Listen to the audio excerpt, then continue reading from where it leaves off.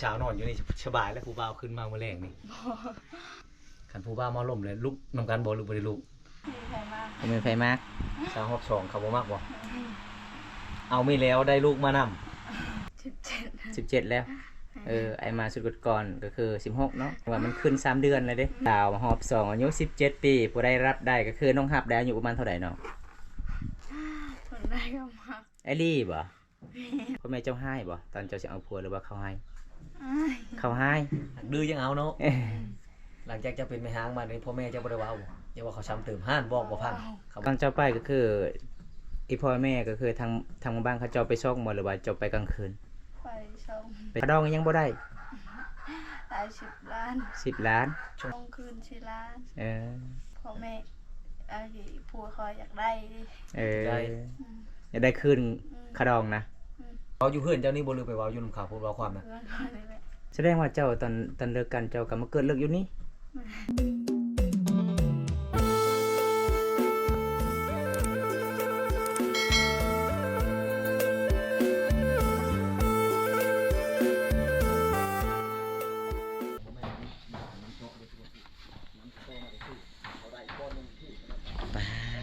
สิไปไซนี่นะเสาเฮียนสิอัด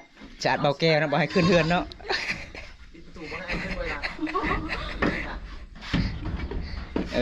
แบบนี้ได้ก่อนแล้วคิดว่าเจ้าสิปิดประตูไว้สบายดีเด้อสบายดีน้องโน่นน้องสาวเจ้าน้องชายน้องชายคิดว่า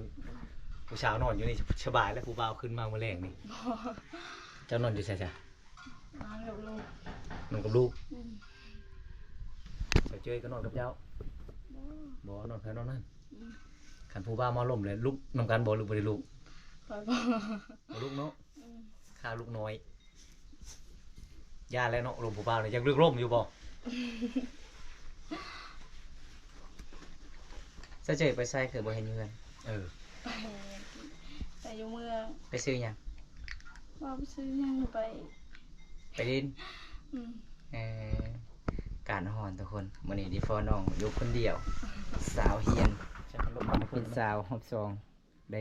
ลูกคนหนึ่งเรื่องผู้เดียวเลยทุกคนเลยห้องนอนง่ายๆเลยเนาะห้องนอนผู้สาวเนาะโอ้ฮอนแท้ฮอนหวาเลยทุกคนโอ้เฮือนน้องมีพัดลมเด้อพี่น้องตั้งไกลๆละอย่ามันอันนั้น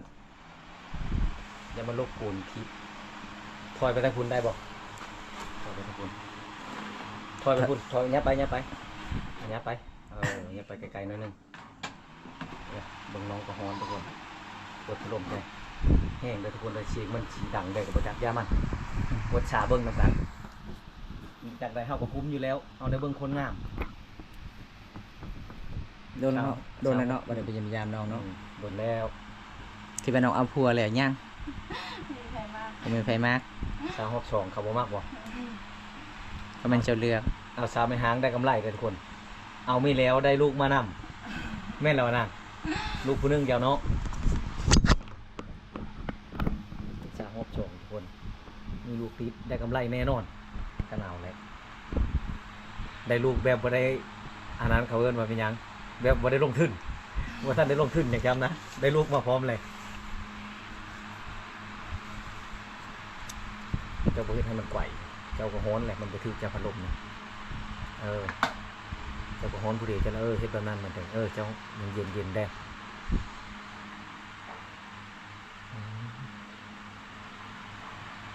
ไม่วิ่งกินไกลไหมฮะมันถือเจ้าหลายผูไปมันเข้าห้องนอนผูห่าผูมันไปพูดหลายนะพระเจ้าพระทึกบ่หลายตั้งพัดลมให้มันถือผู้เจ้าได้เย็นแม่นบ่บาดนี้เน่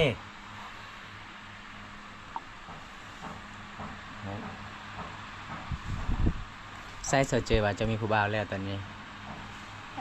ใส่เจอว่าจะมีผู้บ่าวแล้วบ่มีบ่แสดงว่าผู้น้องก็ยังบ่มีผู้เอื้อยก็บ่มีแต่นอนก็คือนอนห้องไฟห้องมั่นวะน้องนอนนะเป็นยังคือนอนต่างหากนะ คอยไป มีลูกแล้ว ก็คือลาวอยากลงผู้บ่าวโอ้ย นอนกับโม ลาวน้องกับหมู น้องกับโมอีก อ๋อน้องคนเดียวทุกคนนะเอาบอกคนมานอนนำกับลูกนะ ยังได้อยู่บ่ อยากได้มีคนมา คนมากเนาะ เป็นว่าอยากได้อยู่ถ้ามีคนมา สมมติว่าเอาผัวเนี่ยก็เมื่อเฮินผัวแล้วเนาะลูกด้วยจ้ะสมมติว่าผัวเจ้าว่าบ่ให้เอาลูกมานำเจ้าสิเอาบ่อันนี้ค่อยสมมติยกตัวอย่างขึ้นมาสมมติว่าเขาสิเอาเจ้าเนี่ยแต่ว่าบ่ให้เจ้าเอาลูกมานำเจ้าสิเอาบ่บ่เอาเนาะแสดงว่าฮักเจ้าต้องฮักลูกนำเนาะยันว่าลูกกับสิป้ายันได้ผัวจุดป้าลูกบ่ได้แล้วบ่ให้เฮ็ดได้แบบนั้นได้ทางมันก็บ่มีดอกทุกคนไปนั้นคันว่าเขามักไม่หางเขาก็ต้องยอมรับได้แหละมาเรื่องลูกเรื่องเตาเขาจังมักเขาจังลง นี่ยังจะเห็นอายเมื่อกี้นี้คือเจ้าปุ๊บเลยขึ้นเฮือนเลยเป็นยัง ขึ้นมาเตะตัว หน้าบ่งามบ่ได้ได้อล่ะเจ้าบ่ฮู้บ่ดอกบ้านตาเทบ้านตาเทบ้านหยังอันนั้นน่ะเจ้าฮู้บ่มาได้เห็นดอกแล้วเจ้าคือบ่ไปขายเครื่องบ่ฮู้เนาะบ้านยังบ่ตานั่นน่ะ บ้านนี่ยังบ่ฮู้ บ้าน วิ ยัง แทร ต่อก ไปนี่ เล ล่ะ ยวิแทรกไง เอากำลังเขา บ่ฮู้เนาะ ขดังปุจิกเรื่อง ไปบ่บ่เคยไปบ้านนั้นเนาะ บ่มีเงินบ่มีเงินแล้วบ่มีเงินลงทุนเนาะ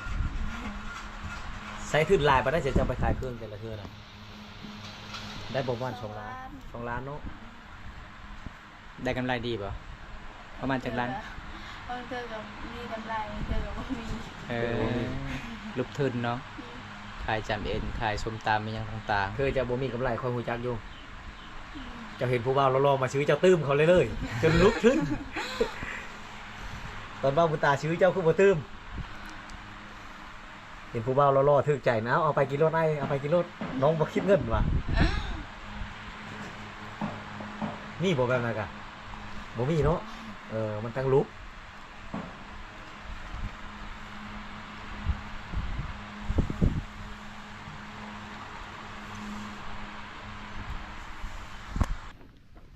เป็นยังไงสาเหตุหลังจากที่อายไปเยี่ยมไปยามยังมีบ่ FC ชั้น5 บ่มี บ่มีบ่โอ้แสดงว่าคันมี FC ชั้น5ก็ต้องทักเสียงเนาะจะฮู้หนังสือบ่ โอ้โห บ่ฮู้เลยโอ้สาวเจอกับฮู้บ่สาวเจยนะสาวเจยอีเจยกับอีเหียนนะทุกคน สาวลาวสองไอ้น้องเป็นสาวสวยบ้านป่าเด้อพี่น้องมาหอมนี่เพิ่นว่ายังบ่มีคนคุยยังบ่มีคนทักถ้าผู้ใดรับได้ลูกสาวบ่ลูกสาวบ่โอ้ลูกสาวหนึงเนาะลูกชายบ่มี เลี้ยงลูกคนเดียวพี่น้องเป็นสาว62น้องกลับมาเป็นสาว62พี่น้องอายุจักปีเลยเจ้านะ 17 17แล้วไอมาสุดก่อนก็คือ16เนาะแสดงว่ามันขึ้น3 เดือนเลยเด้ เป็นไปหางแต่น้อยเนาะ สาวหอบ2อายุ17 ปีผู้ได้รับได้ก็คือน้องฮับได้อายุประมาณเท่าไหร่เนาะ คนได้ก็มา ไอลี่บ่ก็คือสาวแก้วเพิ่นเป็นสาวหอบ2ลูกหนึงเพิ่นฮับได้ผู้บ่าวอายุ60ได้ ไปเมื่อใดข่อยก็ถามว่าเจ้าตัวข่อยเด้อสาวแก้วเพิ่นว่าข่อยบ่ได้ตัวนี่อายไปฮับได้เจ้าก็บ่แท้เนาะรุ่นใดก็ได้เนาะแต่อย่าเอาผู้บ่าวรุ่นบ่าวบนตากับบ่าวแก้วยังน้อยเด้อ เฮาได้บ่เข้ากินแสดงว่ายังนุ่มโพด ยังนุ่มโพดไร้ใจเด้ อยากน้องทุกคนเลยเฮาก็เดินๆเท่านึงได้ไปเยี่ยมไปยามน้องมื้อนี้ก็ลูกสาวเจ้าอยู่ไส นอน นอนอยู่ตารางพุ่นลูก ไป สาว เบิ่งจ้ะ บ่มี ปล่อยนี่เลย เจ้าบ่ มันบ่ยุ่งบ่ครบแล้วบ่มีมุ้งกลางอยู่บ่น่ะ บ่มี บ่มีพัดลมก็บ่มีอยู่ตารางนะ อืม แล้วนอนอยู่เป้บ่ อีหยังเรานอนอยู่เตียง นั่นอยู่ เออ นั่นเตียงเลย บ่มีเป้เนาะ บ่มีบ่มุ้งดังน้อยๆกูบน่ะ บ่มี เอา พอใดใจดีก็ซื้อให้น้องนี่เด้อสมมุติว่าพี่ผู้ใหญ่ใจดีน้องเอาบ่ เอา เอาแล้วเนาะเพราะว่าอยากได้แห้งทุกคนเลยลูกสาวเพิ่นนอนกะบ่มีเงินแบบ คันสิยุ่งมากเรียบร้อยแล้วอยู่ตารางพุ่น มันตื่นไว้อีกอย่างก็เด็กน้อยเวลาแม่งวันมันยังจับนะเฮาบ่ได้อยู่มันก็มันจับมันก็ตื่นแล้วคันเฮาบ่ควบมุงเนาะ แม่น ปกตินี่เฮาต้องควบไว้เฮาเฮ็ดเวียกเฮ็ดงานเวลามันรับให้เฮายังเฮ็ดเวียกได้คันตื่นน่ะกิ้งตกได้น่ะจักเดือนแล้วก็ลูกน่ะ 1 ปี 1 ปีเลย อืม โอ้แสดงว่าเจ้ามาอยู่พี่ประมาณ1 ปีแล้วเจะเป็นสาวของซองนะฮะ1 ปีเต็มเลยเนาะโอ้ปีได้แล้วก็สิเอาต่ออีกยังบ่เกิด โอ้ ใครมีคนมักก็สิเอาเลยเนาะ สิเอาบ่หรือว่าสิอยู่ก่อน โอ้โห บ่ฮู้อีกแล้ว นี่เรื่องบ่ฮู้ทั้งหมด คันเจ้าบ่ฮู้ดีขอยสิมันก่อนได้มื้อนี้แหละ50,000กีบ ยันว่าแบบว่าลาบและผัวนี่บ่เอาแล้วยังคิดอยากได้อยู่เนาะ อืม อายุยังหนุ่มยังน้อยเด้ก็คืออย่าพาเอาเด้อพักผ่อนก่อนช่วยเวียกอีพ่อยแม่ก่อนตอนนั้นเจ้ายังบ่ทันได้ช่วยเวียกอีพ่อยแม่ใหญ่แล้วก็ไปเลย ไปเลยบ่แม่นพ่อแม่ห้ามบ่ให้เอาบ่ตอนนั้นน่ะ พ่อแม่เจ้าให้บ่ตอนเจ้าสิเอาผัวหรือว่าเขาให้ อ้าย เขาให้ ดื้อยังเอาเนาะ เอ้ย หลังจากจะเป็นแม่ห้างมานี่พ่อแม่เจ้าบ่ได้ว่าเอาบ่อย่าว่าเขาช้ำเติมห้านบอกบ่พัง เขาบ่เว้าเองเนาะ เดี๋ยวแต่ก็ลูกเนาะ ตอนเจ้าไปก็คืออีพ่อแม่ก็คือทางบ้านเขาเจ้าไปซ่องบ่หรือว่าเจ้าไปกลางคืน ไปชม ไปซ่องโอ้ขะดองยังบ่ได้ ได้10 ล้าน 10 ล้าน ช่วงคืนนี่แหละคือว่าเขามาตอนนั้นนะ ส่งคืนหมด ช่วงคืน4 ล้าน เออแสดงว่าเฮาใส่ได้ก็คือแต่6 ล้าน อืม โอ้ ปกตินี่บ่น่าจะช่วงในขะดองเด้อของ แม่ น เลิกกัน ของเฮาอยู่แล้วเลิกในใดก็ย่าต้องบ่ช่วง พ่อแม่อากีผัวคอยอยากได้ดิ เออ ได้ อืม อยากได้คืน อืม ขะดองนะ อืม โอ้แต่เรื่องอื่นเขาเจ้าบ่ได้ปรับไม้บ่น้องบ่เรื่องอื่นนะ คอยสิจะเว้านั่นนี่เลยคอยว่าเอาเจ้าเป็นกระโตให้คอยให้เป็นผู้ชายคือเก่าเอาแม่จ้ะ อ่า เจ้าจึงได้เงินคืนเว้าเงินชำนาญเนาะ อันนี้ค่อยลูก เออ ลูกก็ได้อีก คอยเบ้าแล้ว เว้าแล้ว เว้าแล้ว แต่บ่แพ้เขา บ่แพ้เขาเนาะ เออเว้าอยู่เพื่อนเจ้านี่บ่ลืมไปเว้าอยู่นำเขาพูดเว้าความนะ เพื่อนคอยนี่แหละ อ่ะปกตินี่เว้าธรรมดามันเลยต้องเว้าเรื่องขึ้นมันขึ้นทางเฮาบ่ขึ้นทางผู้หญิงอยู่ได้ เราจะให้เจ้ามือนํคือเก่าบ่นั่นบ่ อืม คันบ่มื้อเราจะได้ขึ้นคาดองนั่นน่ะเนาะเจ้าก็เลยชงขึ้นซะ ช่วงคืนคอย เราจะได้ชำนาญบ่หรือว่าเราจะได้หมดเลย อยากได้8 ล้าน เราจะได้8 ล้านพุ่น อืม โอ้ คออีก อืม สุดท้าย4 ล้าน คอยไม่มีเงินใช้ เด้อ ใจดำขนาดเราก็เนาะ แสดงว่าเจ้าตอนเลิกกันเจ้าก็มาเกิดเลิกอยู่นี่โอ้ทุกคนเลย โหบ่ได้เบิ่งเลยแล้วเนาะมาเกิดลูกอยู่นี่เนาะป้าแล้วมาเกิดลูกอยู่นี่แม่นบ่ อืม อืม เจ้ากับสาวแก้วคือกันเนาะสาวแก้วก็มาเกิดเลิกอยู่นี่อ๋อจะเป็นพี่น้องกันบ่โอ้ทุกคนเลยพี่น้องกันแท้ๆพี่น้องกับสาวแก้วเลยทุกคน แต่เวลาน้องเอาผัวก็คือกันหมดมาเกิดลูกอยู่เฮือนอีพ่ออีแม่ ชาวแก้วบ่ได้ชงติ สาวแก้วยังบ่ทันเฮ็ดดองเนาะเฮ็ดแล้วบ่เฮ็ดแล้ว เราบ่ได้ชงคาดองคือเจ้าบ่ ไม่มีเงินเลยอะ เรา คา บ่ ดอง ได้เงินเลย ขะดองบ่มีเลยได้แล้ว เอ้า เราบ่มี อืมอยู่เฮือนผัวลาวก็เขากินก็บ่มีเขาเว้าเฮือนสิอยู่ก็บ่ได้ อืม อืมเฮือนน้อยๆเลย เอาผ้าห่มและเฮ็ดแอมเฮือนสัน เอาผ้าห่ม อืม อ้าว มุงเฮือนกับไผบัด เราก็อยู่ได้สุดท้ายผัวไปตัว อืม ว่าไปเฮ็ดงาน ได้เงินได้คำแล้วก็บ่ได้ติดต่อเลยผัวบ่มาเฮือนเลยเนาะเราก็เลยมาเกิดลูกอยู่บ้านพ่อแม่โอ้พี่น้องเอ้ย นั่นแหละ อันนี้เป็นเรื่องราว เบิ่งบ่คักบัดนี้เบิ่งก็คัก อ่า เรื่องก็คักๆเด้อไอ้บอกเจ้าหน่อยหนึงเวลาเจ้าจะเอาผู้นี่เจ้าโทรเขามาล่มสิชื่อเขาเว้าสิชื่ออะไรอย่าเผาชื่อ เจ้าต้องชื่อเบิ่งหลังเขาก่อนว่าประวัติอยู่เฮือนอยู่ชาติเขาเป็นอะไรชื่อเบิ่งเสียก่อนต้องแน่นั้นได้คนลาวคนผู้ไทยแถวคอยนี่เขาชื่อครั้งแน่เลย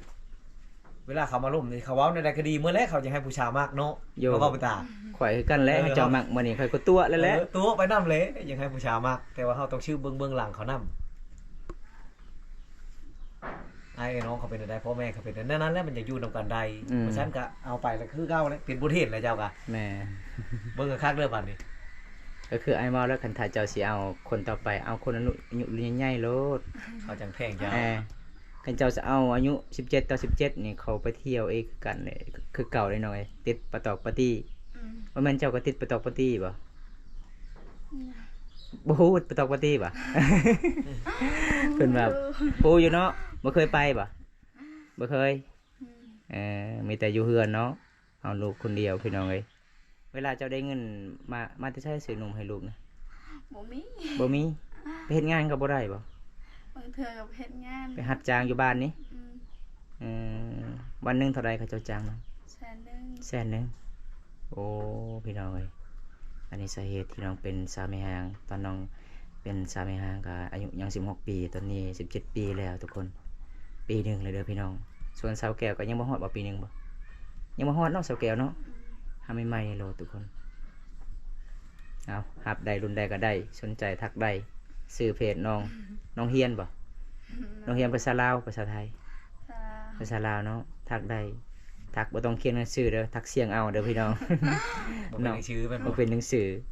คันสิเขียนหนังสือน้องยกโปรอย่างเดียวเลยได้ คือบ่าวแก้วทักผู้สาวทางใด ทางบนแต่บ้านพุ่งอุมีนี่กินข้าวเลยบ่ยกโปรอย่างเดียวเฮ็ดหยังก็ยกโปร โอ้ทั้งหมดเลยเขาถึงง่วงเอ้าว่ะเดี๋ยวอีกของเราคือคุยกับผู้ชาย นัดจุนเบิด ใช่มาหาก่อนไอ้มาหาก่อนนะว่าบ่มีตู้เย็นชื่อแล้วแม่นบ่เย็นแล้วบัดนี้นะน้ำเย็นโดนเอ้ากินน้ำก่อนน้ำคือขาวคักแค่นี้นะ น้ำเซเลน้องบ่ บ่ น้ำหยังน้ำบาดาล น้ำ ฮะ ห้วย น้ำห้วยที่เจ้าไปตักตอนนั้นบ่โอ้ กินน้ำห้วย ทุ บ้าก น คนเลย เอ้าทุกคนเฮาก็มากินน้ำห้วยมาก่อนน้ำห้วยน้ำห้องเขากินได้เมิดขันไปแถวเขตชนบทนี่ กินง่ายเนาะ ไอ้ายบ่ยากคือน้ำไก่บอนจะไปตักมันไก่มันลำบากครับบ่กล้ากินคือกันทุกคนแต่บอนตักไกลๆบ่ลำบากแต่เขากินได้อยู่ปกติน้ำห้วยน้ำห้องดอกกินได้เมิด แต่บางของน้องก็ตักน้ำก็ลำบากเลยจังเกียวเนาะ ครับคือบ่บอกเขากินเลย ก็คือน้ำที่บอลสลับหินเทน้อยๆบ่จะตักบ่ อืม โอ้ต้องคอยไปตัก พอกินอยู่ ตรง น้ำนี่นะน้ำออกแต่ลืบหินมันบ่น้ำนี่นะแต่พอมันยัง ขยันด้วยชีเดินหาโอ้บ่ไหวเลยน้อยเดียวรีน ถ้าพอแห้งมันบ่ ำเอ้ามาเถอะนาขยับเดินชี้เดินห้านะบ่กินแล้วน้ำเจ้านี่ เห็นจะไปตักลำบากให้ถอยรถเดินหมู่บ้านชาวนิงเข้าไปนะโอ้ยตั้งน้ำไก่ทุกคนอยู่ในทงหน้าผม อันนี้หมู่บ้านจะบ่ได้ไกลเนาะอันนี้เนาะ แต่ว่าใช้เวลามันบ่น้ำบ่แห้ง น้ำบ่แห้งคันยามตอนเช้านี่โอ้คนเต็มเลย ได้ญาติกันได้ต่อ ญาติ คิว กันนั่นคือบ้านสิบึกใครแน่เขาเจ้าใช้ท่ออันนี้ใช้ท่อก็บ่ได้น้ำมันต่ำกับก้อนหิน อืม ไม่ได้ตักเอามามื้อนี้ก็ได้ฟอติดเสาเฮียนนะทุกคนเลยออนตากับทีมงานเฮาก็สิได้อำลาพระจากน้องก่อนสิได้กลับบ้านก่อนทุกคนเลยก็คือน้องก็สิเว้าภาษาลาวก็บ่ค่อยคล่องปานใดแต่ทุกคนเวลาเฮาถามน้องฮู้น้องก็ตอบเวลาน้องก็บ่ฮู้น้องก็อย่างเดียว มีแต่ยิ้ม มีแต่ยิ้มยิ้มก็งามๆเลยทุกคน ชอบ ขนาด ยิ้ม มามื้อนี้น้องบ่ได้ทากระแปรงเลยงามแบบธรรมชาติแต่ทาแต่เรื่องแดงๆเนาะอยู่ในชบ จะทายังน่ะสติ๊กบ่แบบนี้ก็งามเลยเนาะเฮาเนาะ ถ้าจะเบิ่งงาบแล้วต้องมาเบิ่งมื้อแรง ตอนแรกก็คืองามเลยนะตอนแรงเลยนะครับ พี่แม่นบ่ เออ ตอนแรงเลย หน้าขาวๆเวลาไปอาบน้ำซีละน้องบ่น้อง บ่ น้ำหยัง ข่อยต้องอาบน้ำแล้ว แล้วต่อเอาเข้ามา เขาใช้ใดอยู่ มีน้ำเจาะเลยเอายินดีน้ำน้อง มา เลย แต่สิบ่คือสิใช้งบหลายเทิบ ต่อมาติเซ่เลยว่าเจาะเอาอยู่นี่ น้ำเซ่ น้ำเซ่พุ่นเอ้าน้องๆบ่ได้ญาติมาเขาเจาะไปลักใดนะ บ่ยาก ไปจอบตลอดเลยกลางคืนโอ้แสดงว่าคอยสิไปใส่กลับทั้งนั้นก่อน บ่ เอาทุกคนเฮากะสิปิดคลิปไว้สัปดีก่อนนะทุกคนเลยแต่อย่าลืมเหมือนเดิมสาวเฮียนเด้อสมมุติว่ามี FC ทางหาเจ้าก็ฮับเป็นเพื่อนนี่เด้อน้องบ่ว่าจะอายุรุ่นใดใดจะเว้านะขนาดอายุรุ่นน้อยจะบ่ต้องฮับอายุรุ่นใหญ่ๆโลด เอาบ๊ายบาย FC เด้อน้องบ๊ายบาย ไปก็เด้อ